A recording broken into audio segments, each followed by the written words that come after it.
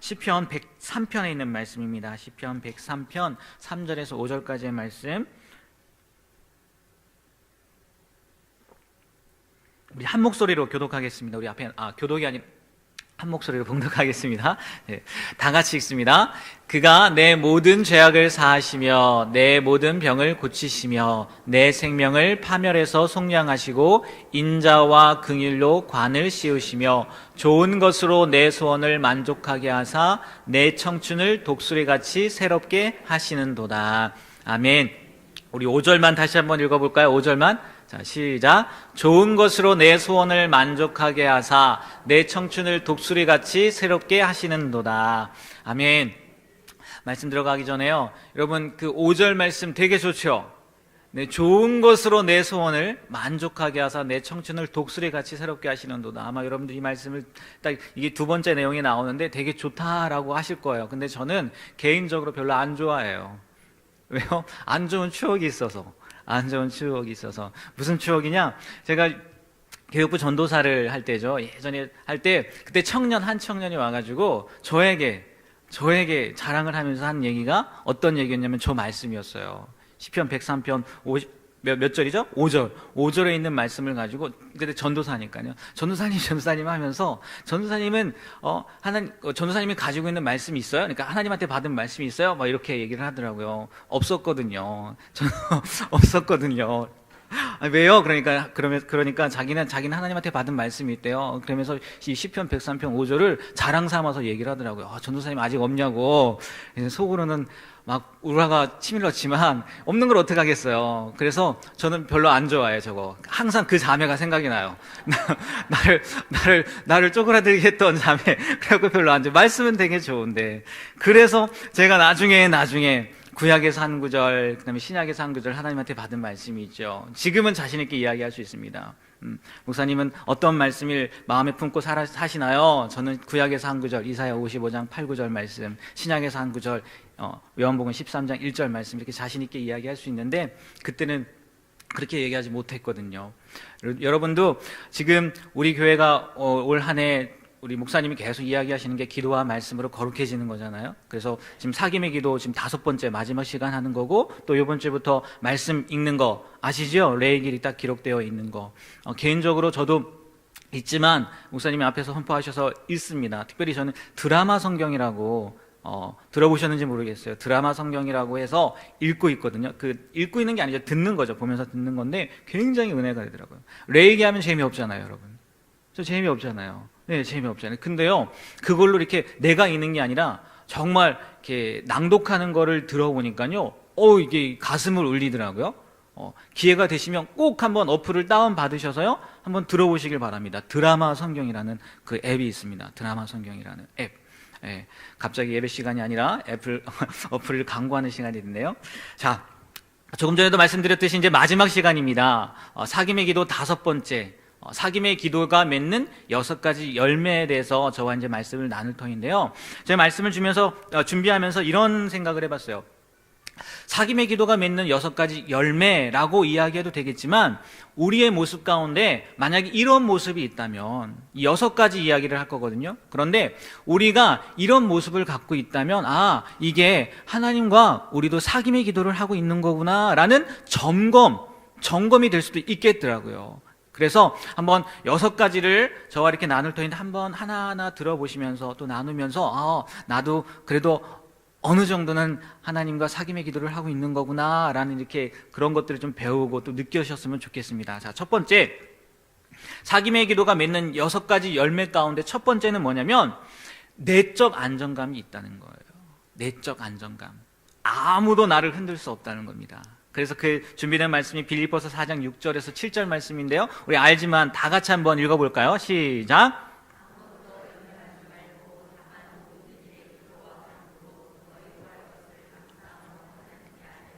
그리하면 모든 지약에 뛰어난 하나님의 평강이 그리스도 예수 안에서 너희 마음과 생각을 지키시리라. 아멘. 우리가 하나님과 사귐의 기도의 그 수준에 들어가게 되면은 우리 안에 뭐가 온다고요? 내적인 안정감이 온다는 거예요. 다음 PPT를 보면 이렇게 요점을 해놨습니다. 1번, 기도는 내적 안정감을 충만하게 만든다는 거예요. 그리고 이거는 나의 문제를 하나님이 맡아주신다는 믿음 때문에 오는 거고, 또 어떤 경우에도 하나님만 함께 하시면 충분하다는 믿음 때문에 이런 안정감이 온다는 거예요. 그리고 이 내적 안정감은요, 문제 해결을 위한 판단력과 능력도 준다는 거예요. 그냥 평안한 마음뿐만이 아니라 어떤 문제가 닥쳤을 때 그거를 판단할 수 있는 판단력, 그리고 해결할 수 있는 능력도 허락하신다는 거예요. 예를 들어 이겁니다. 여러분, 사무엘상 1장 말씀에 보면은 누가 나오냐? 한나가 나옵니다. 한나. 여러분 많이 들어보셨을 거예요. 한나의 기도죠. 분인나는 자식이 있지만 한나는 자식이 없었어요. 그래서 분인나가 자꾸만 화를 돋게 하잖아요. 너무 화나게 만들잖아요. 그래서 한나가 어디로 갔습니까? 성전으로 갔죠. 네, 성전으로 가서 기도합니다. 얼마나 기도했는지 모르겠어요. 아무튼 어느 정도 그 성경에 보면 오래 기도하는 중이라고 나와 있을 거예요. 아무튼 오래 기도했죠. 그런데요, 그때 누구를 만납니까? 엘리 제사장을 만나요. 엘리 제사장. 우리가 알다시피 엘리 제사장은 많이 타락했다고 얘기를 하잖아요. 그래서 처음에 한나가 기도하는 것을 보고 기도가 아니라 너 왜 술 취해가지고 와갖고 그러냐라고 꾸지람도 듣죠. 그랬더니 한나가 어떻게 합니까? 아닙니다, 나 기도한 겁니다 라고 이야기를 하죠. 정말 하나님과 아마 충분히 오늘 우리 계속 이야기했던 것처럼 사귐의 기도까지 들어갔을 거예요. 자기의 마음을 토로하고 내 마음이 이렇다는 거 하나님이 또 들어주시고.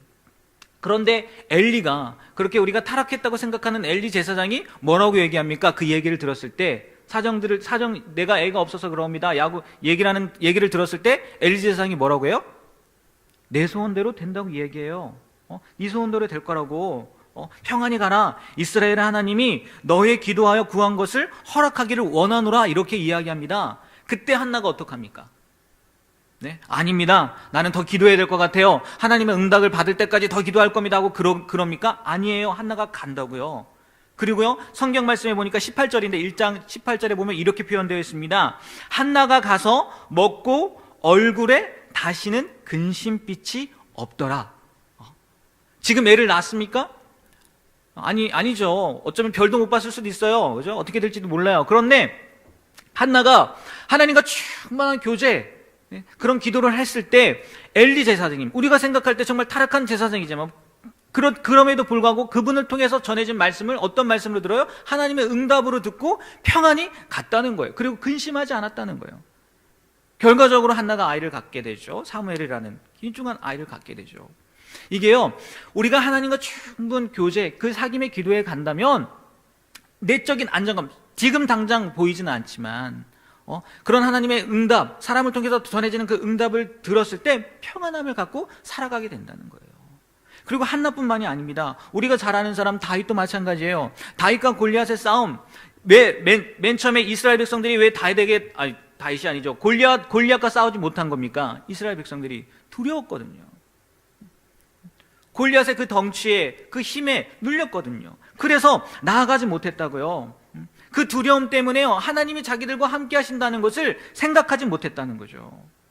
이렇게 두려움은 우리의 기능을 마비시킨다는 거예요. 제대로 볼 수도 없고, 제대로 생각할 수도 없고, 제대로 살 수도 없게 만든다는 거죠. 하지만 다윗은 달랐다는 거죠.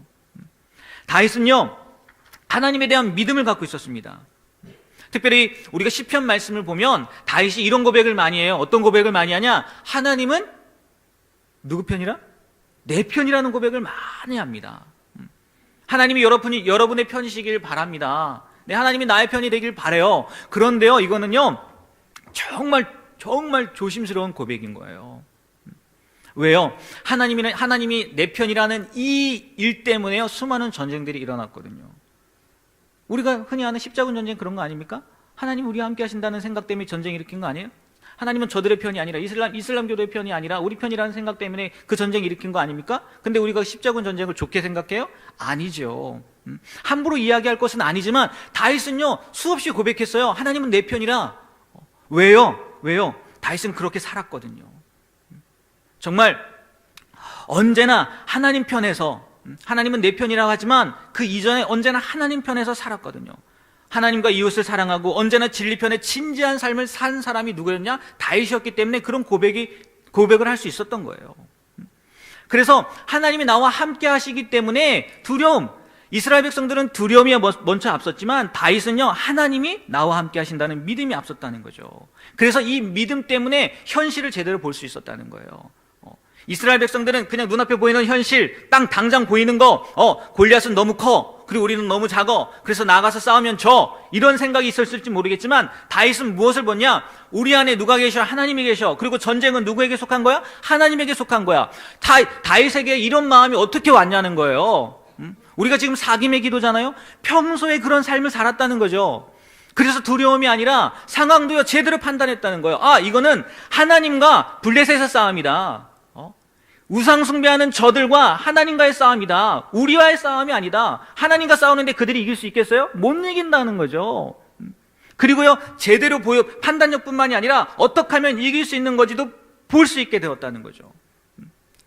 방패가 크고 창이 있고 칼이 있고 또 방패 들은 사람도 있고 뭐 그렇다 할지만 다윗은요, 뭐 성경에 나와 있지 않지만 틀림없이요, 하나님 함께 하심으로 말미암아 골리앗의 약점을 봤을 거라는 거죠. 어디요?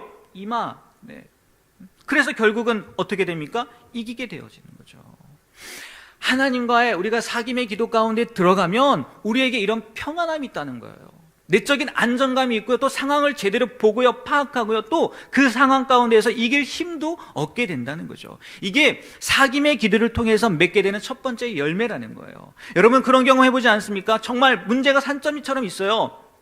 하지만 하나님을 만나고 우리가 흔히 말하는 하나님을 경험하고 그리고 충분한 기도를 하고 나면 그 문제는 있지만 마음 가운데 뭐가 와요? 평안함이 와요. 아마 한 번쯤은 다 경험해 보셨을 거예요. 이게 사귐의 기도의 열매라는 거예요. 하나님을 만났다는, 하나님을 경험한 사람에서 나오는 열매라는 거죠.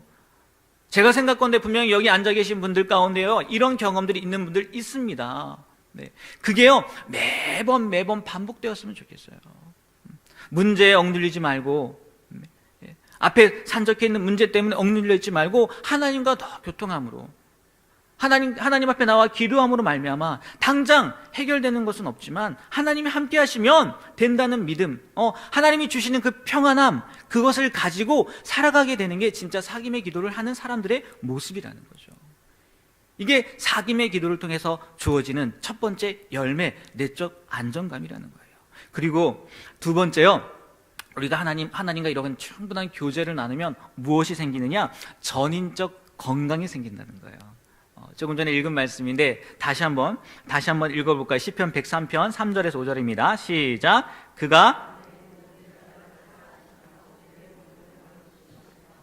내 생명을 파멸해서 속량하시고 인자와 긍일로 관을 씌우시며 좋은 것으로 내 소원을 만족하게 하사 내 청춘을 독수리같이 새롭게 하시니라.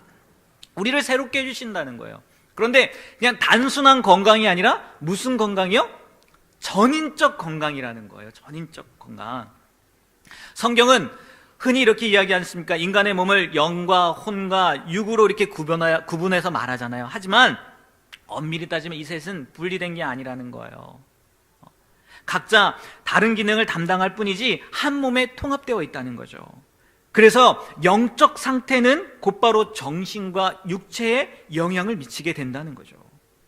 또 반대로 몸의 상태가 정신과 영향을 미치기도 한다는 거죠. 그러니까 전인적이라는 거예요. 그런데 우리가 이 사귐의 기도에 들어가게 되면 전인적 건강을 이룬다는 거예요. 사귐의 기도라는 게 그렇지 않습니까? 영성에 대한 거잖아요. 육체에 대한 건 아니잖아요. 네? 정신에 대한 건 아니잖아요. 영성이잖아요. 하나님과 교제, 혼에 대한 거잖아요. 영에 대한 거잖아요. 혼에 대한 게 아니라 영에 대한 거잖아요. 근데 이 사귐의 기도에 들어가면 그것뿐만이 아니라 우리의 혼도, 우리의 육체도 건강함을 얻게 된다는 거예요. 우리나라가 아니라 미국에서 조사한 거라서 제가 점검해보진 않았지만 그 책에 나와 있습니다. 사귐에 대해 책이 나오는데 미국에서 조사한 통계에 따르면요, 정기적으로 교회에 출석하며 신앙생활 하는 사람은 평균 수명이 길대요. 네. 그리고요, 건강 상태도 상대적으로 양호하다는 거예요. 또 직업별로 조사를 했대요. 직업별로 조사한 바에 따르면 성직자들의 평균 수명이 가장 길대요. 거기는 편한가 봐요, 좀. 네. 편한가 봐요. 성직자들의 평균 수명이 길다는 거예요. 평생 특별히 노동과 기도에 전념한 수도사들이잖아요. 이 수도사들은 대개 잔병 치레를 하지 않으면서 장수한다는 거죠. 이러한 통계들을 보면은 기도의 영성 생활이 어쩌면 가장 좋은 약일 수도 있다는 거죠. 전인적 건강을 이루게 한다는 거예요. 보세요. 아까 다시 한번 보여주시겠어요? 그 다음 PPT요. 자, 인간의 몸은 유기체 다 섞여 있다는 거죠. 함께 한다는 거죠. 분리된 게 아니라는 거예요. 그래서 영적 삶은 육적 건강과 뗄 수 없다는 거죠. 조금 전에 예를 드린 것처럼. 그리고요, 기도의 목적 틀림없이 영성에 있습니다. 하나님을 만나는 거죠. 우리가 그동안 쭉 했잖아요.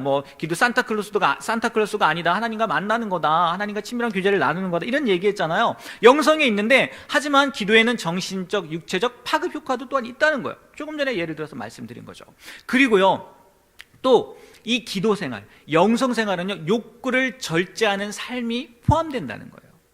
우리가 하나님과 사귐의 기도를 하게 되면 금욕이라고 써 있는데, 우리가 금욕하는 생활을 한다는 거죠.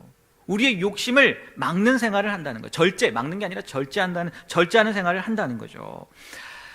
이게요, 어떤 특별한 사람만, 수도사들만, 우리가 잘 아는 예수님이죠. 예수님이나 아니면 프란체스코 교황이, 이런 사람들만 이런 금욕적인 생활, 절제한 생활을 하는 게 아니라, 진짜 영성의 단계에 이르길 원한다면, 사귐의 기도를 한다면요, 이게 자연스러운 순서라는 거예요. 잘 생각해 보십시오.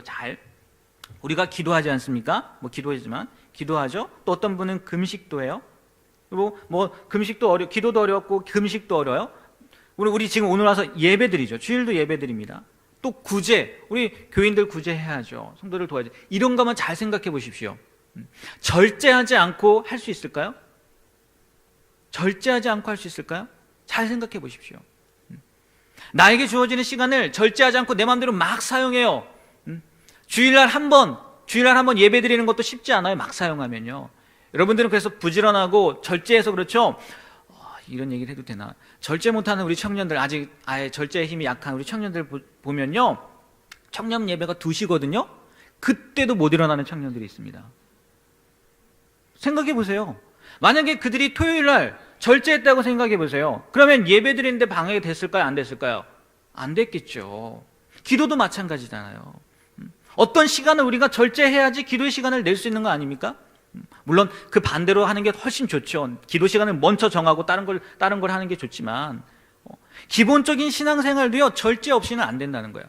그러니까 이 금욕적인 생활, 절제의 생활이요, 어떤 특별한 성인들만 하는 게 아니라는 거예요. 우리가 사귐의 기도에 들어가게 되면, 하나님과 교통하게 되면, 하나님과 교제하게 되면, 하나님의 임재를 경험하게 되면 스스로 절제하게 된다는 거죠.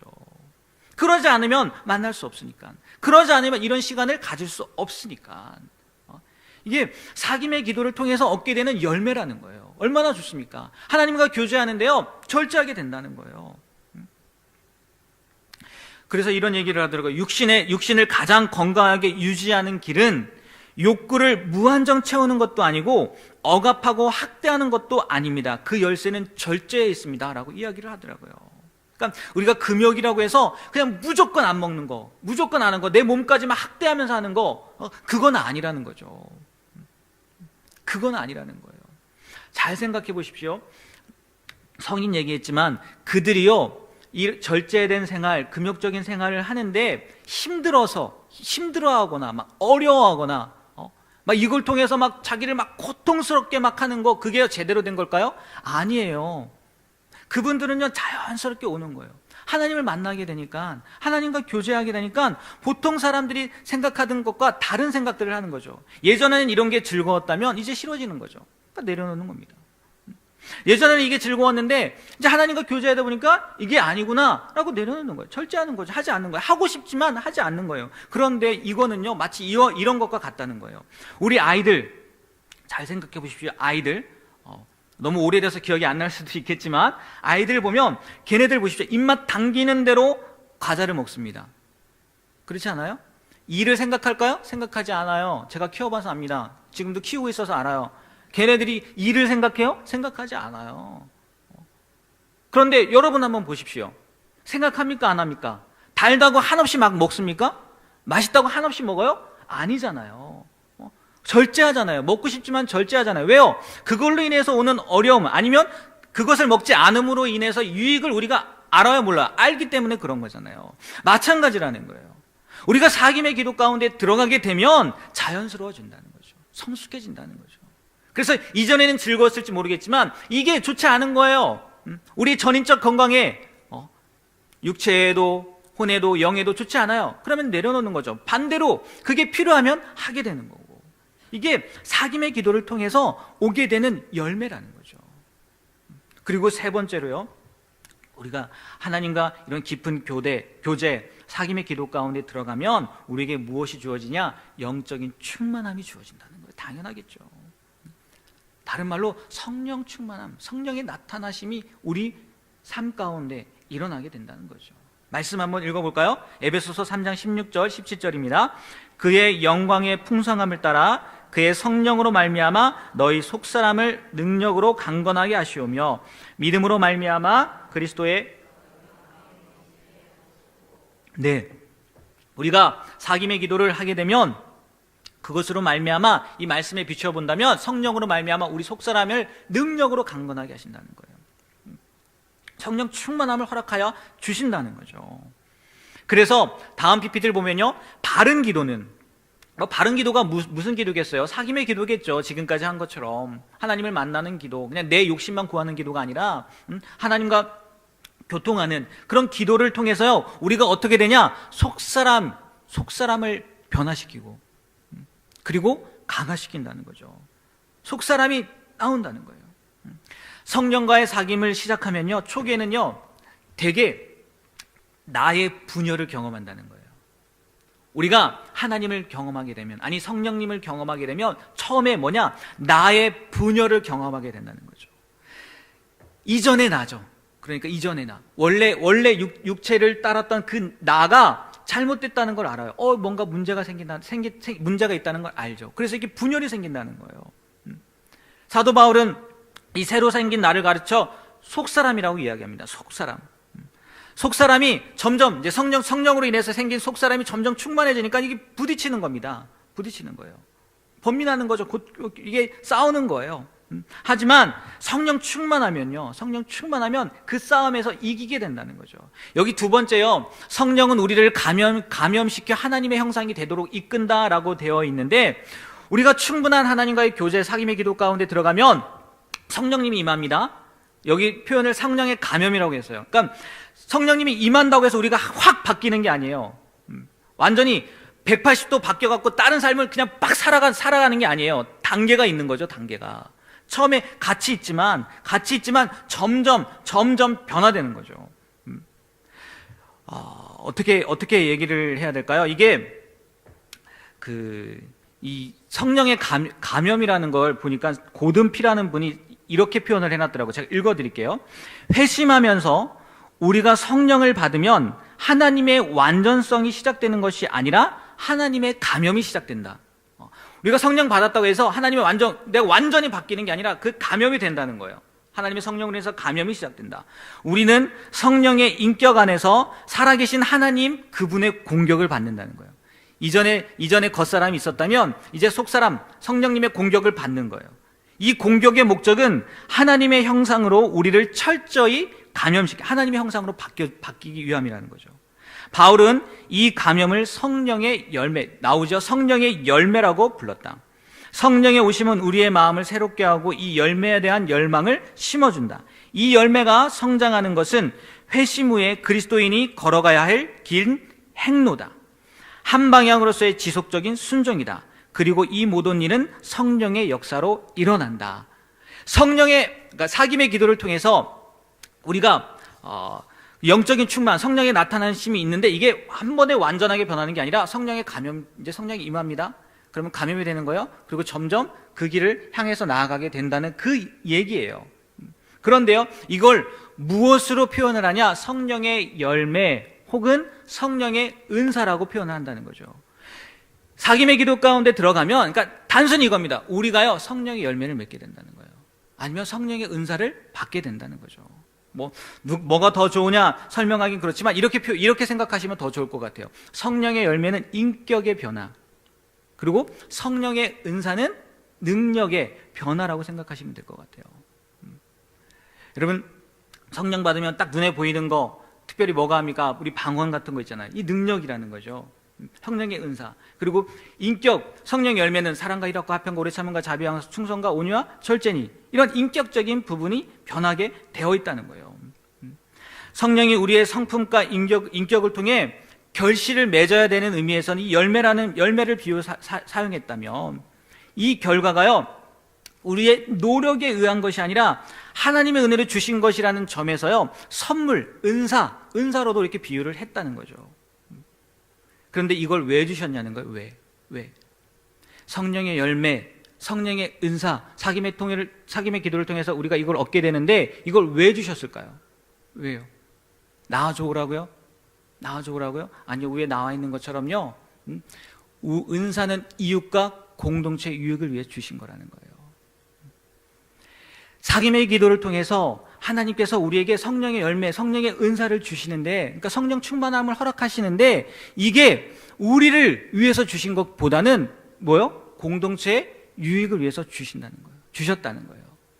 그래서 만약에 여러분들이 성령의 은사를 받았는데 이것을 나의 유익을 위해서 사용했다, 잘못된 거라는 거예요.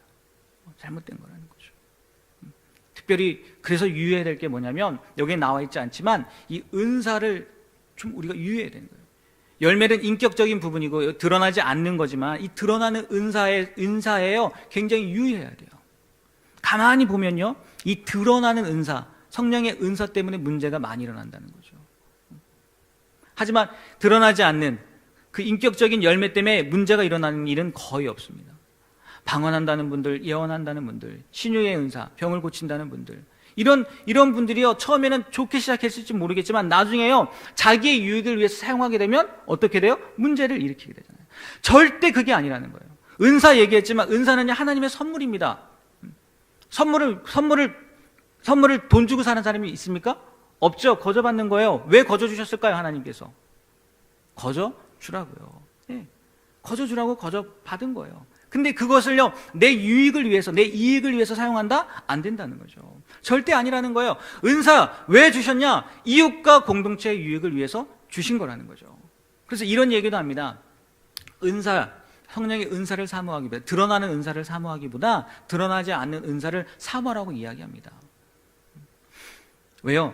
드러나는 은사는 하나님의 선물이기 때문에요, 하나님의 필요에 따라서 이렇게 주신다는 거죠. 이 필요에 따라서. 그런데요, 이 드러나지 않는 은사, 내적인 은사, 성령의 열매, 사랑과 희락과 화평과 오래 참음과 자비와 양성과 충성과 온유와 절제, 물론 하나님이 우리와 함께 해주셔서 그 능력을 힘입는 거지만, 우리가요 그걸 위해서요 애쓰고 노력하고 또 기도하면요, 틀림없이 하나님 주신다는 거예요. 성령의 은사, 보여지는 은사는 하나님이 거기에 따라서 지금 여기에 필요해, 그래서 주실 수 있어요. 하지만 이 성령의 열매는요, 모든 사람이 주길 원한다는 거예요. 모든 사람에게. 잘 생각해 보십시오. 성령의 열매 9가지 뭐라고 했죠? 사랑, 희락, 화평, 오래 참음, 자비, 양성, 충성, 온유, 절제. 이게 있을수록 좋지. 우리에게 그런 것들이 있으면 있을수록 좋지요. 필요하지 없는 게 없거든요. 그래서 오히려 그런 얘기를 하더라고요. 겉으로 드러나는 은사보다 드러나지 않는 은사를 사모하라고, 이런 얘기를 하더라고요.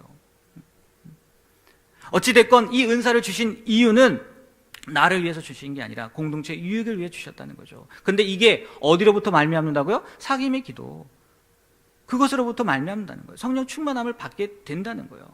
이게 사귐의 기도를 통한 얻게 되는 열매, 세 번째 열매라는 거죠. 그리고 네 번째요, 이렇게 하나님과 충분한 교제를 하게 되면 우리에게 무엇이 주어지냐? 진리로 자유한 존재가 된다는 거예요. 나는 결코 호락호락하지 않대요. 뭐에 호락호락하지 않을까요? 세상에 호락하지 않는다는 거겠죠. 말씀 한번 볼까요? 말씀 31, 요한복음 8장 31절 32절 있습니다. 그러므로 예수께서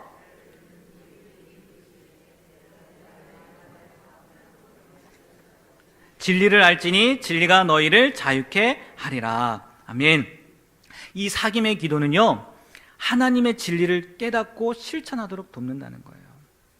그럴 수밖에 없을 것 같아요. 사귐의 기도가 뭔데요? 하나님과 교제하는 거잖아요. 하나님과 대화하는 거잖아요. 늘 하나님과 함께하는 거잖아요.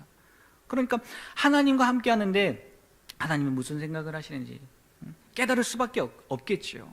그리고 깨달는 것으로 끝나는 것이 아니라 그걸 실천하도록 한다는 거죠. 그럼 우리가 바라봐야 할 겁니다. 이게 여러분, 우리가 기도한다고 하잖아요. 기도한다고 하잖아요. 그리고 이 기도 가운데 들어가길 원하잖아요. 그러면 이걸 바라보고 가야 되는 거예요. 하나님의 진리를 깨닫는 것까지 바라봐야 되고, 그리고 깨닫는 것뿐만이 아니라 그것을 실천하는 데까지 가야지 우리가 사귐의 기도를 했다고 이야기할 수 있다는 거예요. 나는 충분히 기도했는데, 나는 정말 하나님 앞에 사귐의 기도를 했다고 생각하는데 하나님의 진리를 깨닫지 못해요. 아니, 깨달았는데 실천하지 못해요. 그러면 그 사귐의 기도까지, 충분한 단계까지 가지 못했다는 거죠. 2번을 보면요, 초보적인 단계에서 자아는 깨달은 진리를 거부한, 이게 이럴 수밖에 없습니다. 우리가 기도하는 가운데요, 하나님께서 어떤 마음을 주셔요. 진리를 우리에게 보여주셨어요. 근데 조금 전에 성령 이야기한 것처럼 우리 겉사람이 아직 남아있잖아요. 부딪힌다는 거죠. 하나님의 진리와 그리고 나에게 원래 있던 이 겉사람이 부딪힌다는 거예요. 그러니까 거부하는 거죠. 여러분이 기도하는데, 하나님 앞에 나와서 기도하는데 하나님 어떤 마음을 주셨어요. 예를 들어서 이런 마음, 그러니까 저를 예를 든다면 그런 것 같아요. 제가 목사니까 아무래도 대접을 많이 받잖아요. 섬김을 많이 받잖아요. 근데 오늘 기도하는데 하나님은 갑자기 그러는 거예요. 너 섬김 너무 받고 있다. 나 이러는 거예요. 그러면 초보적인 단계는 거부한다는 거예요. 하나님, 나 많이 안 받고 있는데요. 아니 근데 뭐 이 정도는 괜찮은 거 아니에요? 이렇게 타협을 한다는 거죠. 타협을. 처음엔 그렇다는 거예요. 그래서요, 이 느껴지는 게, 깨닫게 되는 게 속박으로, 하나님 이것까지 해야 돼요? 너무한 거 아니에요? 이것까지 제가 양보해야 돼요? 하나님, 내가 이것까지 내려야 돼요? 내려놔야 돼요? 속박처럼 느껴진다는 거예요. 하지만 우리가 가야 될 건 뭐라고요? 사귐의 기도를 통해서요, 과거에 즐기던 것들을 포기하는 데까지 가야 된다는 거죠. 막 이렇게 부딪힌다는 거죠. 근데 하나님이 나에게 그런 진리를 보여주셨으니까, 알겠습니다, 하나님. 내가 섬김을 받기보다 오히려 섬기는 사람이 되겠습니다. 그래서 내가 누군가를 섬겨야 되는지 물어보고 질문하고, 그런 관계가 되어지면 단계가 옮겨지는 거죠. 포기하고 또 하나님이 기뻐하시는 실천, 아까 말씀드린 실천의 단계로 가는 거죠. 이게 사귐의 기도를 통해서 얻게 되는 유익이라는 거예요. 아니, 사귐의 기도를 하게 되면 우리가 이런 모습까지 가야 된다는 거예요. 저만 그런 게 아닙니다. 사도 바울 보면요, 로마서 7장 21절 24절에 이런 말씀을 합니다. 나와 있지 않아요? 제가 읽어드릴게요. 그러므로 내가 한 법을 깨달았노니 곧 선을 행하기 원하는 나에게 악이 함께 있는 것이로다. 내 속사람으로는 하나님의 법을 즐거워하되 내 지체 속에서 한 다른 법이 내 마음의 법과 싸워 내 지체 속에 있는 죄의 법으로 나를 사로잡는 것을 보는도다. 오라, 나는 공고한 사람이로다. 이 사망의 몸에서 누가 나를 건져내라. 바울도요, 끊임없이 싸웠다는 거예요. 겉사람과 속사람, 하나님의 진리와 내 육적인 욕망과 싸웠다는 거죠. 하지만 바울이 이겼습니까? 졌습니까? 이기죠. 누구로부터요? 예수님으로부터 말미암은 힘을 가지고 이기게 되죠. 예수님은 우리를 하나님의 영과 만나게 함으로써 속사람을 살려내신다는 거죠. 그러니까 그때 우리가 의지할 분이 누구냐? 예수님이라는 거죠. 예수님. 그래서 사귐의 기도가 중요하다는 거예요. 지속적으로 사귀니까, 지속적으로 만나니까 그런 진리와 부딪힐 때요, 이길 힘을 얻게 된다는 거죠. 보통 그러지 않습니까? 기도를 통해요, 진리를 깨닫고요, 진리의 사람으로 변해가는 과정, 제가 조금 전에 예를 들은 것처럼 이런 과정을 거친다니까요. 기도를 통해서요, 한번 생각해 보십시오. 이런 일들이 일어납니다. 먼저 여러분들이 기도를 해요. 그러면 기도를 통해서요, 모든 문제를 유심히 관찰하고 분석하고 질문합니다. 어떤 사건들이 닥쳤을 때 그것을 관찰하고 분석하고 질문해요. 누구에게 질문할까요? 나에게요? 하나님에게 질문하겠죠. 그래서 그동안 당연하게 생각했던 문제들이 의심해 본다는 거죠. 이런 경험도 있었는데, 기도하는 가운데, 경험이 아니죠, 창피한 일이죠. 여기서 얘기했던 것 같은데,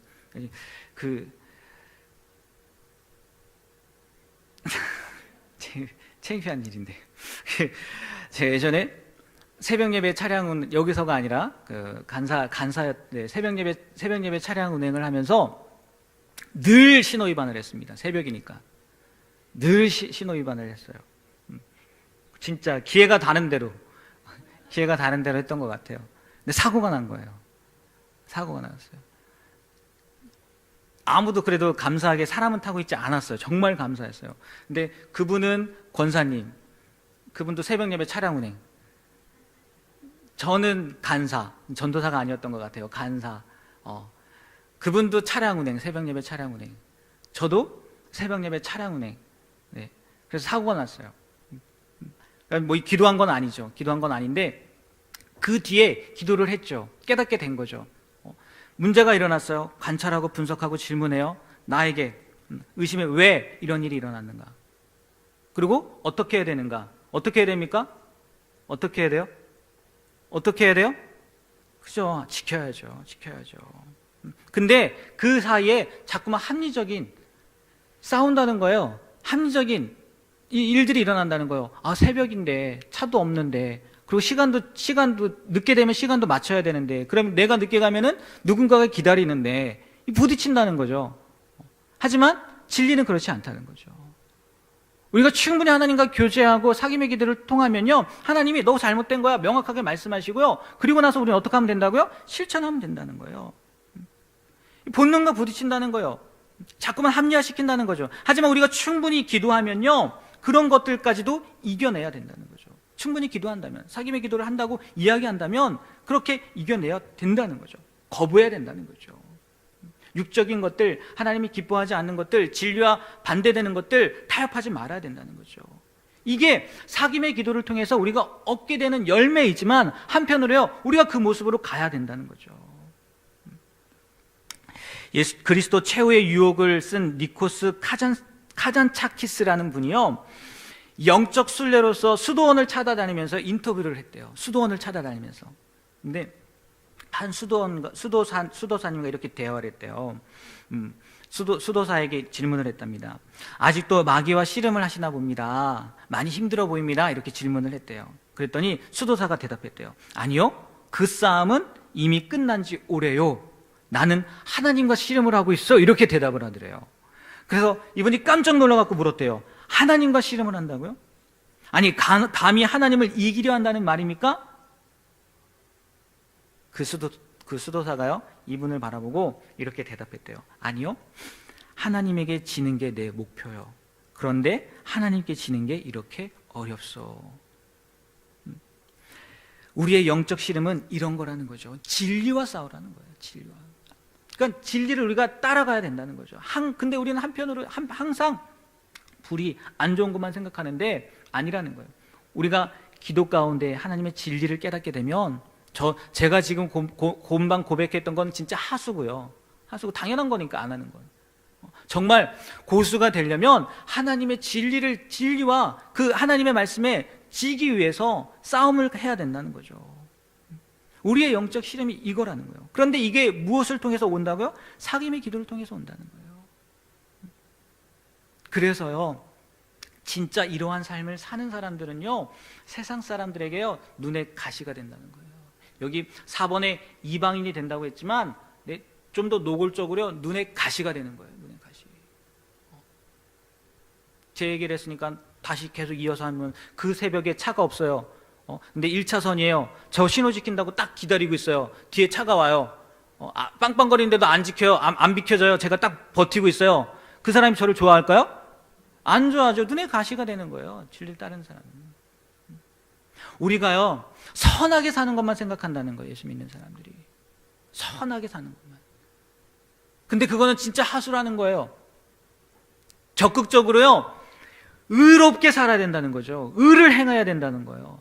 착하게만 사는 것으로 끝나면 안 되고요, 우리가 이 세상 가운데서 진리를 선포하고요, 진리를 나타내야 된다는 거예요. 그러면 어떻게 된다고요? 눈에 가시 된다는 거예요. 눈에 가시가 된다는 거죠. 네, 우리가 사귐의 기도를 통해서요, 이 단계까지 가야 된다는 거예요. 열매지만 솔직히 열매 아니라 우리가 이 단계까지 가야 된다는 거죠. 선하게 살면서요, 선하게 살면 사회에서 칭찬과 인정을 받을 수 있습니다. 하지만 진리를 따라 의롭게 살면요, 미움과 박해를 받게 된다는 거죠. 하지만 그리스도인은 선한 삶뿐만 아니라 의로운 삶도 살아야 된다는 거죠. 그래서요, 한편으로 사귐의 기도를 하는 분들은요, 이 기도를 하려고 하는 사람들은 나도 정말 하나님과 이런 관계까지 가야 되겠다고 다짐하고 결심하고 그렇게 해보려고 하는 분들은요, 장밋빛 미래만을 바라보면 안 된다는 거예요. 그 기도가 결국 어떤 운명으로 이끌지를 알고 그 미래를 준비할 수 있어야 된다는 거죠. 설령 그것이 누군가의 눈에 가시가 되고 우리를 힘들게 하는 일이 된다 할지라도. 이렇게 표현을 하더라고요. 진리는 분명히 태우는 불이지만 죽이는 불은 아니래요. 태우는 불이지만 죽이는 불은 아니래요. 우리가 진리를 행함으로 인해서 어려움을 겪을 수 있어요. 힘들 수 있어요. 하지만 그게 죽음은 아니라는 거예요. 우리가 진리로 다가가면 온갖 불의한 것들은 불에 타게 된다는 거죠. 빛이 다가가면 어둠이 사라지는 것처럼 우리가 진리를 행하면, 진리로 다가가면 온갖 불의한 것들은 불에 타게 된다는 거죠. 그리고 우리는 정금같이 순수하게 단련된다는 거죠. 지금 우리가 부족한 게 뭘까요? 지금 교회가 부족한 게 뭘까요? 진리대로 행하지 않기 때문이 아닌가요? 우리들부터, 예수님을 믿는다고 하는 우리들부터 진리대로 행하지 않으니까 이런 문제들이 일어나는 거죠. 바라기는요, 정말 하나님과 이런 깊은 교제 가운데, 사귐의 기도 가운데 들어가셔서 진리도 행하게 되는, 선하게만 사는 게 아니라 진리도 행하게 되는 우리의 삶이 되길 바랍니다. 그리고 5번째로요, 사귐의 기도를 통해서 우리는 사랑의 능력을 얻게 된다는 겁니다. 사랑의 능력을. 요한일서 4장 12절 13절 한번 읽어볼까요? 어느 때나 우리 안에 거하시고 그의 사랑이 우리 안에 온전히 이루어지니라. 그의 성령을 우리에게 주심으로 우리가 그 안에 거하고 그가 우리 안에 거하시는 줄을 아느니라. 아멘. 사귐의 기도는요, 결국 다음 PPT를 넘겨주시면 사랑이신 하나님과 사랑 나눔이라는 거예요. 우리가 이 기도를 통해서요, 하나님과 깊은 사랑의 관계까지 가야 된다는 거죠. 그리고 또 그것을 주신다는 거예요. 우리가 그렇게 하면, 사귐의 기도 가운데 들어가면 하나님이요, 우리와 깊은 사랑의 교제를 나누신다는 거죠. 그리고 그 사랑을 받은 우리가요, 우리만 생각하는 것이 아니라 은사도 마찬가지였던 것처럼 그 사랑을 받은 우리는 그 사랑을 누구에게 전할까요? 네, 이웃에게 전하는 거죠. 세상에게 전하는 거죠. 서기관이 예수님에게 와서 질문하지 않습니까? 가장 큰 계명이 무엇입니까? 첫 번째는 하나님 사랑하는 거고, 둘째도 그와 같으니. 이게 꼭 들어가 있어요. 그와 같으니. 다음 단계가 아니에요. 둘째도 그와 같으니 내 이웃을 내 몸과 같이 사랑하라는 거예요. 우리가 하나님의 사랑을 경험하게 된다면, 느끼게 된다면 그걸로 끝나면 안 되고요, 이웃 사랑까지 가야 된다는 거예요. 다른 생명과 연대하게 되고 책임을 지게 된다는 거죠. 정말 신기하지 않습니까? 이게 기도를 통해서 온다는 거예요. 그러니까 단순한 기도가 아닌 거죠. 정말 기도가 그냥 단순한 기도가 아닌 거예요. 기도를 통해서 하나님의 사랑을 경험하게 되고 하나님과 사랑을 나누게 되고 또 그 사랑으로 끝나지 않고 세상에까지도 전해주게 된다는 거죠. 괜히 하나님이 기도와 말씀으로 거룩해지는 게 아니라고 안 한 것 같아요. 또 3번 보십시오. 이웃에 대한 사랑의 실천은 사귐의 기도에 뿌리를 둔다고 표현하잖아요. 이 김영 목사님도 그렇게 표현을 하잖아요. 근데 4번이 재밌죠. 사랑은 예술과 같아서 끊임없이 뭘 해야 된다고요? 사랑원을 불태워야 된다는 거예요. 사랑 주세요 해서 되는 게 아니라 끊임없이 노력해야 된다는 거예요. 끊임없이 노력해야 된다는 거죠. 제가 많이 예를 드는 게 있습니다. 이 얘기를 할 때 하나님께 우리가 하나님 내가 사랑하기 원합니다. 하나님 나도 정말 이웃을 사랑하기 원합니다. 이렇게 사랑을 주세요. 나에게 사랑할 수 있는 마음을 주세요. 라고 기도하면 하나님 이게 사랑이다 라고 줄까요? 네? 야, 이게 사랑이야. 여기 사랑 여기 있다. 이거 가져라. 그러면 딱 그걸 받으면 내가 이렇게 사랑하게 될까요? 아니요. 그런 환경을 만들어준다는 거죠. 내가 사랑할 수 있는 환경. 그래서 정말 도전하게 한다는 거죠. 근데 내 힘으로 안 돼요. 사귐의 기도를 통해서 하나님과 만나고 또 하나님을 경험하고 예수님 주님으로 나가게 되는 거죠. 사랑원을 불태워야 된다는 거예요. 끊임없이 한 번으로 되는 게 아니라는 거죠. 그래서 기도는 사랑의 능력을 얻는 통로이고 사랑의 방법을 찾아가는 과정이라는 거죠. 사랑은 뭐 두말할 나위 없이 중요한 거니까, 그리고 잘 아시니까 그냥 이렇게 할게요. 많이 있는데 그냥 이렇게 넘어가야 될 것 같아요. 왜? 시간이 별로 없어서. 마지막으로 사귐의 기도를 통해서요, 우리가 어떻게 되냐? 새로운 의식을 갖게 된다는 거예요. 눈을 뜨고 보니 모든 것이 새롭다는 거예요. 에베소서 말씀이 있는데, 에베소서 말씀이 아니라 제가 고린도후서 5장 16절 17절 말씀 읽어드릴게요. 한번 잘 들어보세요. 여러분 많이 들어본 말씀입니다. 그러므로 우리가 이제부터는 어떤 사람도 육신을 따라 알지 아니하노라. 비록 우리가 그리스도도 육신을 따라 알았으나 이제부터는 그같이 알지 아니하노라. 그런즉 누구든지 그리스도 안에 있으면 새로운 피조물이라. 이전 것은 지나갔으니 보라 새 것이 되었도다. 잘 아시는 말씀이죠. 누구든지 그리스도 안에 있으면, 주님과 깊은 교제를 나누면, 사귐의 기도를 통하면 뭐가 된다고요? 새로운 피조물이 된다는 거예요.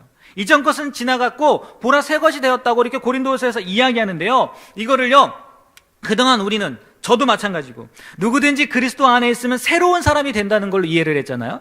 근데 김영모 목사님께서는 이렇게 표현을 했더라고요. 이 새 것은 새로워진 인간이 아니라 영적인 눈을 뜬 사람에게 새롭게 열리는 세계라는 거예요.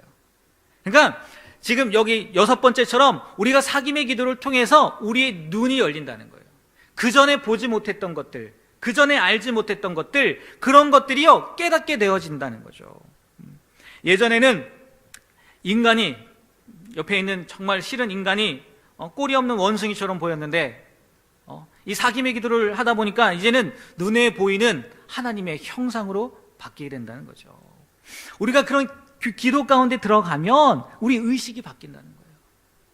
이전에는 너무나 미웠던 사람이었는데, 너무나 싫었던 사람이었는데, 정말 저 사람 보기도 싫었는데, 이 깊은 교제, 사귐의 기도 가운데 들어가니까 그 사람도 누구요? 하나님이 사랑하시는, 하나님의 형상을 따라 만드신 귀한 존재구나. 이렇게 의식이 바뀌게 된다는 거죠. 그래서 깊은 기도의 경지에 이르면 새로운 세계를 보게 되고, 새로운 인간을 보게 되고, 또 새로운 하나님을 경험하게 된다는 거예요. 이런 의식이 확장되면 우리에게 변화되는 게 있는데, 첫 번째는 우주적 의식에 도달한다는 거예요. 참 말이 참 아주 우주적 의식. 나 혼자 있다는 게 아니죠. 우리 하나의 우주라는 거죠. 하나의 우주. 다 하나라는 거예요. 하나. 저 사람이 문제가 아니라, 아니 저 사람이 바뀌어야 되는 게 아니라, 정말 내가 바뀌면 저 사람도 바뀌는 거고, 그리고 이 세상이 다 바뀐다. 그 우주적 의식까지 간다는 거예요. 그냥 조금만 바라보는 게 아니라 전 세계를 바라보는 눈을 갖게 된다는 거죠. 그리고 자연 영성에 이른다는 거예요. 자연 영성 말이 어렵죠? 자연 영성에 이른다는 거죠. 다 중요하다는 겁니다. 한낱 민물에 불과했던 식물도, 그리고 동물도 다 중요하게 여겨진다는 거예요. 이렇게 예를 들면 될까요? 어떤 분들이 그런 이야기 하지 않습니까? 산에서 충분히 기도하고 하나님과 깊은 교제를 나누고 딱 돌아오는데, 나무들이 나를 향해서 손을 흔드는 것 같고, 지저귀는 새들이 하나님을 찬양하는 목소리처럼 들리고, 사귐의 기도의 가운데 들어가게 되면요, 그런 깊은 영성도 경험하게 된다는 거예요. 눈에 보이던 식물이 그냥 단순한 식물이 아니라 하나님을 찬양하는 식물로 보이고, 내 옆에 지나가던 동물들이 단순한 동물들이 아니라 하나님이 만드신 정말 소중한 존재로 보이게 된다는 거죠. 그러면 이 자연 영성에 이르게 되면요, 소중하지 않은 게 하나도 없다는 거예요. 그러니까 생태계가, 이 얘기까지 갈지는 않겠지만, 생태계가 파괴될래야 파괴될 수 없다는 거예요. 왜요? 다 소중한데. 내가 이것을 행함으로 인해서 행여나 식물에게 문제가 되지 않을까? 내가 이것을 행함으로 인해서 동물에게 문제가 되지 않을까?